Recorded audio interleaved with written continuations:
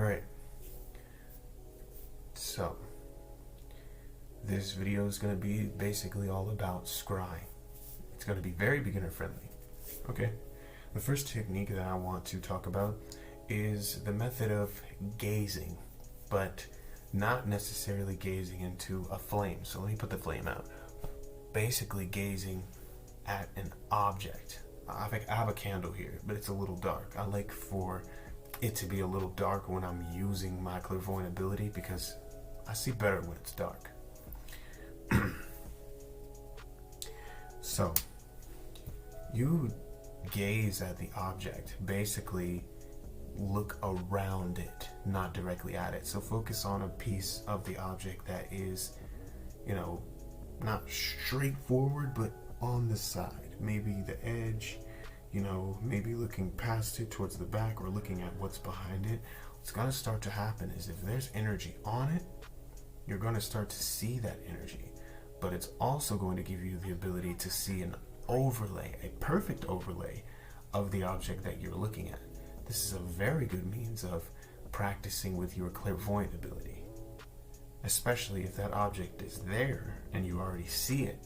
This is going to build upon your visualization skills, because since you see that object and you've been gazing at it, you can try and start imagining adding pieces to that particular object that you see.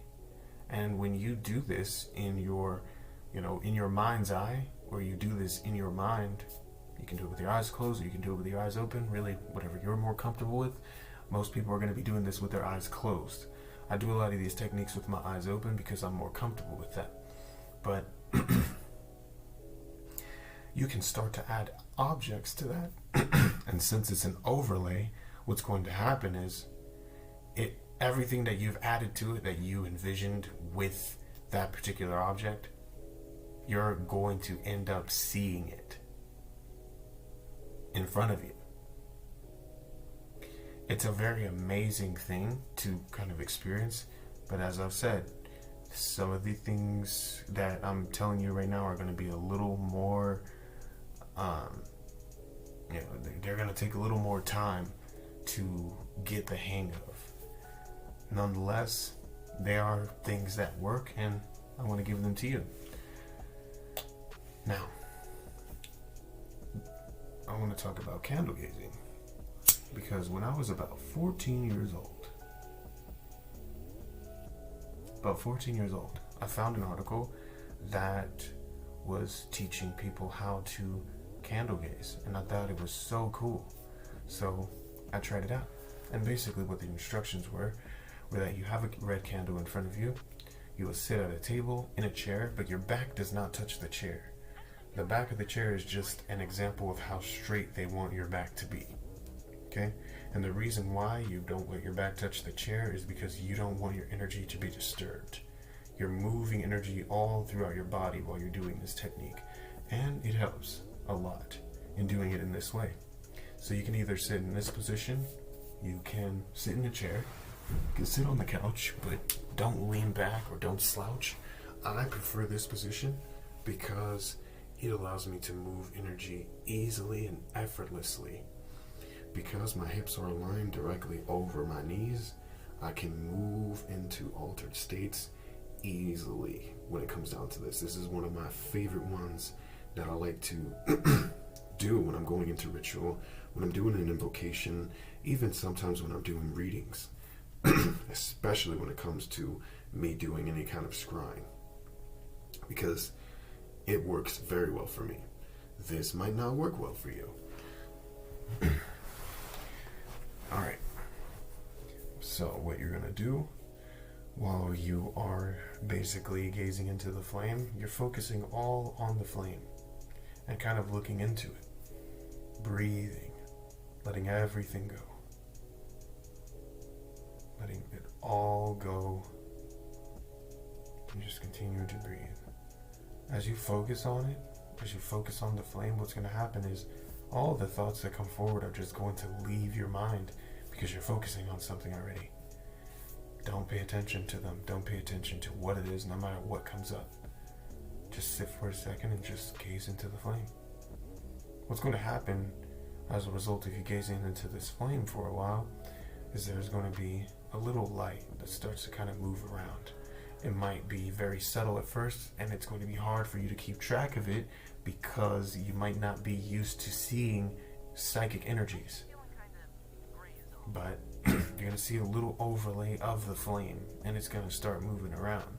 As you get more experienced with this, you can move these colors that you see onto certain objects and set your intent, and that specific object or that specific color that you see, if you're working with a spirit, you can ask the spirit to utilize that shape to show you an image or a vision of what exactly it is you're wanting to get the answers to, or what you're wanting to know about. This helps with your sight so much. So for those of you who've been asking about clairvoyance, this is a really good way to tap into that clairvoyant ability. You really don't even have to do much at all, but literally gaze into the flame.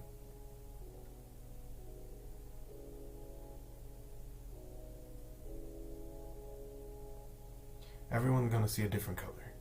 You may see orange, I see green and I see blue sometimes, or I'll see the color pink. Other people are gonna see different colors. This method might not work for you. There are means in which you can also utilize bowls. So for me, I prefer to use a black bowl because I can see better in the dark. Okay? It's a form of water scrying where you would take a black bowl and kind of swirl the water counterclockwise, probably about 6 times. And then you will sit and gaze at the side of the bowl.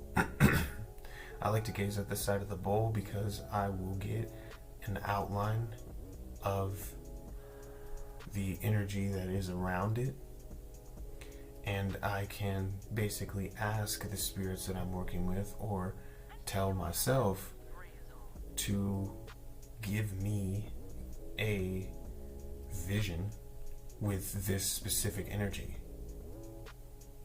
And this helps, honestly. When you see these energies and you experience them, you can ask the spirits to literally utilize what you're seeing, or link to what you're seeing and create the images out of what you're looking at. Water gazing is not going to be for everybody. It's a little more difficult because there's no real light source, you only have a focal point. Another method that I also was practicing with when I was younger as well, that I realized was something that was, that you could actually do, was actually gazing into a suede carpet. Suede, since the material is, so soft, but also so easily to manipulate when it comes to shapes, you can ask the spirits to help you to manipulate shapes into the suede carpet. Honestly, this is something that I've actually tried, and it's only really worked on suede. That would be a little more advanced because, as I've said, the ones that don't really have a full-on focal point or full-on light source for you to kind of gaze into and trick your eyes into thinking that they're seeing something other than trick your eyes into thinking that they're seeing something in the actual living realm.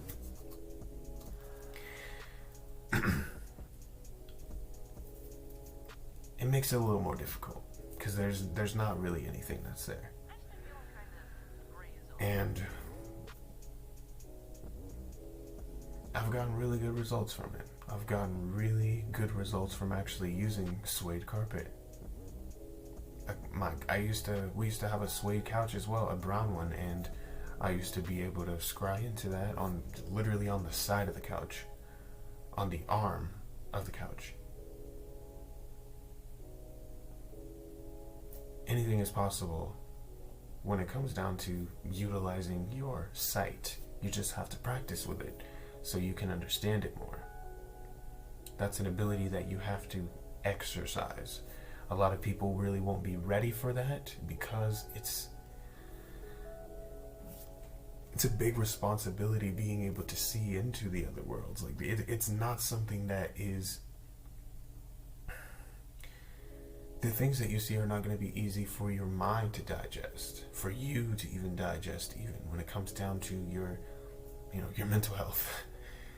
Drives some people crazy, and it can make things a little difficult and drive people into lunacy.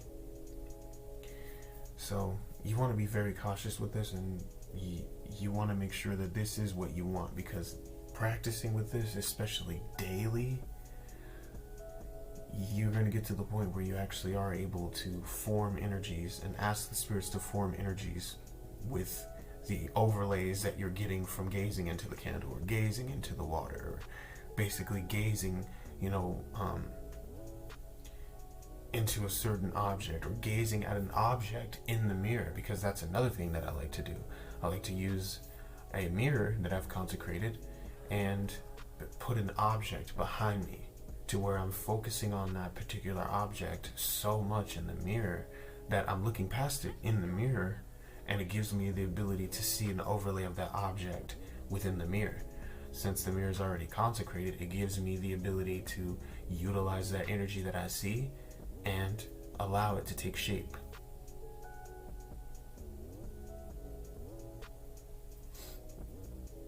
Another method that also is a little more difficult would be scrying into smoke.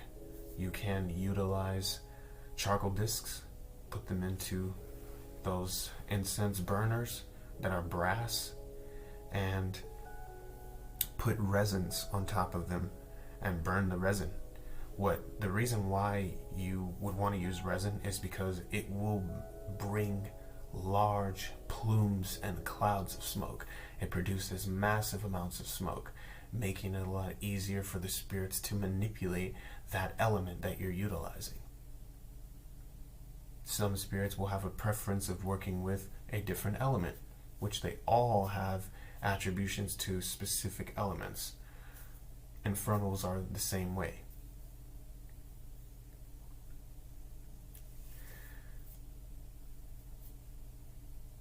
You can use the incense smoke also to gaze into the mirror.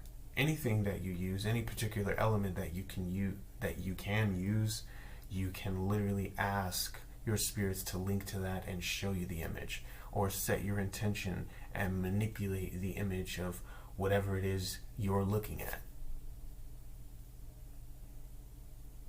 It's like a cheat code, and it works very well.